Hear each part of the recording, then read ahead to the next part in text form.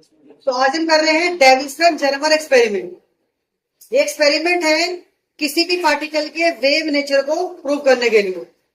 यानी इस एक्सपेरिमेंट के थ्रू हम ये प्रूव करेंगे कि particle behaves like a particle as well as wave. और पार्टिकल जो हम इसके अंदर लेंगे वो कौन सा ले रहे हैं? इलेक्ट्रॉन ले रहे हैं। तो Davisson Germer experiment is also called experiment to prove the wave nature of a electron. तो सबसे पहले हमने क्या किया, इसके अंदर ये एफ है टंगस्टन का फिलामेंट, जिसको हमने वेरिएबल पॉजिटिव पोटेंशियल दिया हुआ है। इसको सराउंड कर रहे हैं दो cylinder C and C dash. और ये सिलेंडर कैसे हैं? There is a hole between the cylinder, यानी एक छोटा नैरो सा होल है सिलेंडर के बीच में। इस टंगस्टन फिलामेंट के सामने बिल्कुल आपके पास है निकल का क्रिस्टल। अब ये जो हमारे पास सिलेंडर सी है, इसको दिया नेगेटिव पोटेंशियल और को दिया हमने पॉजिटिव पोटेंशियल। और ये फिलामेंट एफ, तो फिलामेंट एफ को दिया है पॉजिटिव पोटेंशियल और इस सिलेंडर सी को दिया नेगेटिव पोटेंशियल। तो ये नेगेटिव और पॉजिटिव जो हमने चार्ज दिए they act as a cathode and anode. और टंगस्टन फिलामेंट जब हिट होगा तो टंगस्टन फिलामेंट के अंदर से क्या निकलेंगे? इलेक्ट्रॉन एमिट होंगे। आप इस कस्टम को समझिए, इस फिनोमिना को समझिए कि जैसे ही टंगस्टन फिलामेंट आपका हिटअप होगा, इलेक्ट्रॉन्स आर इजेक्टेड। तो टंगस्टन फिलामेंट के अंदर से इलेक्ट्रॉन आपके रिलीज होंगे और वो इलेक्ट्रॉन इस सिलेंडर के नैरो होल से पास होंगे। So these electron become a electron beam, एक इलेक्ट्रॉन की बीम बन जाएगी। तो हम ये भी कह सकते हैं कि टंगस्टन का फिलामेंट और ये cylinder both forming as a electron gun, जो एक इलेक्ट्रॉन की बीम को एमिट कर रहे हैं। तो सिलेंडर में क्या कह दिया उनको? Electron gun. अब वो जो फाइन बीम है दूसरे सिलेंडर के होल से पास होते इस निकल क्रिस्टल पर स्ट्राइक करती है and the beam is scattered. Pi क्या है? Angle of scattering.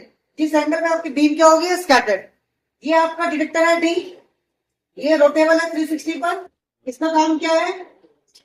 ये जो स्कैटर्ड रे है कितने एंगल पर स्कैटर्ड हुई, इसका एंगल ऑफ स्कैटरिंग क्या है। तो डिटेक्टर आपको उस एंगल को मेजर कर देगा। फाइन।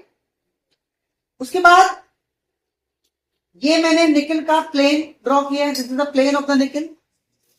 और ये प्लेन ऑफ निकल इस स्कैटर्ड रे के साथ बना रहा है थीटा के angle.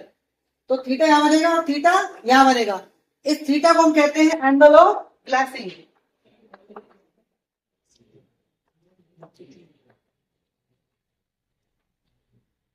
Theta is called angle of glancing. और फाई आपका क्या है? Angle of scattering. तो जब आपका एक्सपेरिमेंट ये परफॉर्म हुआ तो कुछ ग्राफ्स प्लॉट किए गए। ग्राफ किस किस के बीच में? क्योंकि हमें टंगस्टन फिलामेंट को पॉजिटिव पोटेंशियल दिया है तो उसके पोटेंशियल को हम डिक्रीज कर सकते हैं, इंक्रीज कर सकते हैं। और ये इलेक्ट्रॉन की बीम है, तो कुछ ग्राफ प्लॉट किए गए इलेक्ट्रॉन बीम की इंटेंसिटी के बीच में और जो हमने पोटेंशियल दिया है यहां पर।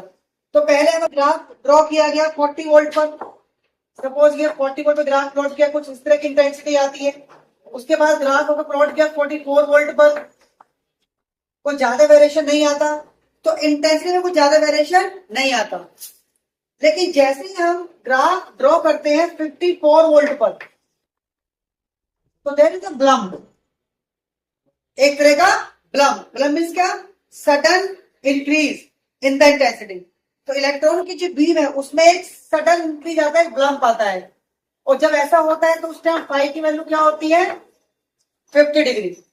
जब एंगल ऑफ स्कैटरिंग होता है 50 डिग्री का और पोटेंशियल 54 वोल्ट का, तो intensity suddenly increases.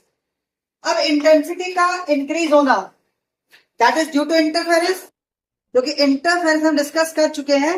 During constructive interference the intensity increases. तो इंटेंसिटी आपकी सडनली इंक्रीज होती है। And interference is the phenomena of wave.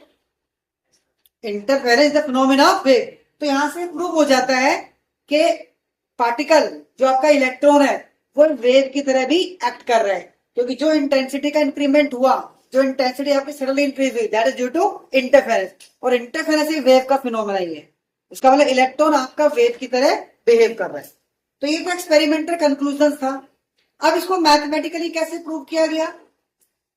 देखिए, थीटा प्लस फाइव, इन तीनों का सम क्या हो जाएगा? 180 डिग्री एंगल। डीने पियर्स प्रॉपर्टी से हमारे पास फाइव की वैल्यू कितनी है? 50 डिग्री। तो यहां से 65 हमारे पास क्या आता है? Theta equal to 65 degree. अब ब्रैग्स लॉ है, एक बड़ा कॉन्सेप्ट है ब्रैग्स लॉ का, यहाँ पे केमिस्ट्री के अंदर पढ़ा होगा। Bragg's law basically define the wavelength of a wave और रेडिएशन। कोई वेव है या कोई रेडिएशन है, उसकी वेवलेंथ क्या होती है? Lambda equal to 2d sin theta, जहां पर d क्या है? Angular separation.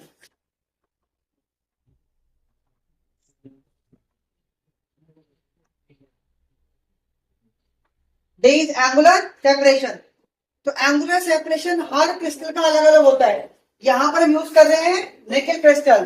तो निकेल क्रिस्टल के लिए डी की वैल्यू होती है 0.91 एंगस्ट्रॉम। तो ब्रैग्स लॉ का जो कॉन्सेप्ट है वेवलेंथ के लिए, जब कोई आपकी वेव किसी क्रिस्टल पर स्ट्राइक कर रही है, यहाँ पे कौन सा क्रिस्टल है बेटा? Nickel crystal. तो उसके लिए डी की वैल्यू क्या है? 0.91 एंगस्ट्रॉम। अब यहां से लैम्डा निकाले हम, तो 2 into 0.91 angstrom and sine theta आता है 65 डिग्री। इन सब वैल्यू को जब हम सॉल्व करते हैं तो हमारे पास लैम्डा की वैल्यू आ जाती है 1.63 एंगस्ट्रॉम।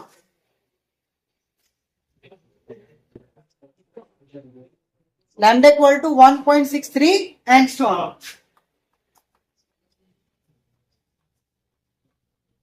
ये लैम्डा कब निकाला? वेवलेंथ कब निकाली है? जब पार्टिकल आपका वेव है, जब एक वेव प्रोड्यूस हो रही है। फाइन। और अगर आपका पार्टिकल है, यानी पार्टिकल एक पार्टिकल की तरह बिहेव कर रहा है, उस केस में लैम्डा की वैल्यू होती है 12.27 डिवाइड बाय बी।